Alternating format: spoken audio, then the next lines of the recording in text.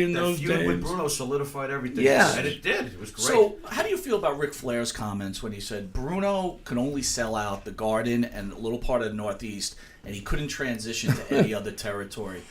What are your feelings about that comment? Oh, well, Bruno wasn't a big Flair fan. I mean, to Bruno, Flair was a routine guy. You've seen one match, you've seen them all. What's your feeling on Flair? Well, I mean, you got to give Flair credit. I I mean, think Flair's yeah, I mean, Flair's obviously one of the great ones. He got a career that spanned a long time. I'm amazed how long he went physically. I mean, even, I did broadcasting for 10 years. Rick was still wrestling. Right.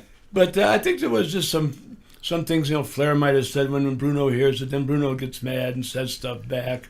Bruno didn't really care too much for Flair in terms of being all that great. He was a routine guy, colorful guy, could talk great, but you can't take nothing away from Rick either. Did you feel Bruno got a little bitter towards the end because of the money these guys were making in the mid '80s? The business changed so much. The business changed after Hogan came to WWF. Must have been a shock. Well, it changed a lot. It's not that he got bitter.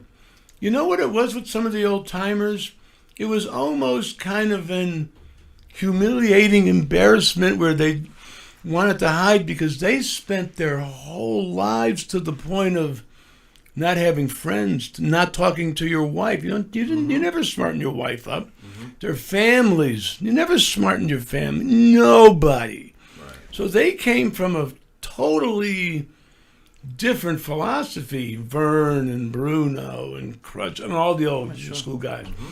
So when the business was changing, and it wasn't no one specifically that changed the business, humanity changed. Right. Humanity now, where 20 years ago you'd vote for the president or the vice president, but nowadays no one believes in politicians.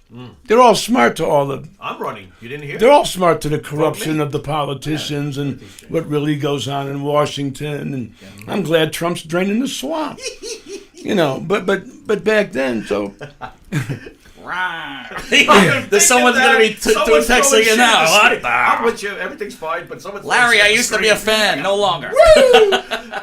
So it just got to a point where...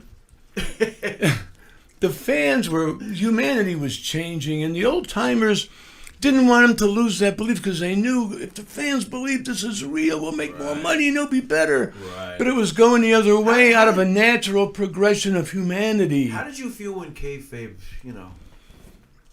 How did that make you feel? I was in the generation that kind of went, I was one of the last of the old school mentality guys, but I was going through an era where it was changing. And the one thing I noticed, because I'd be listening to matches before my match, like in the AWA and NWA, people would start once in a while, oh, boring, because now they're starting to get smart.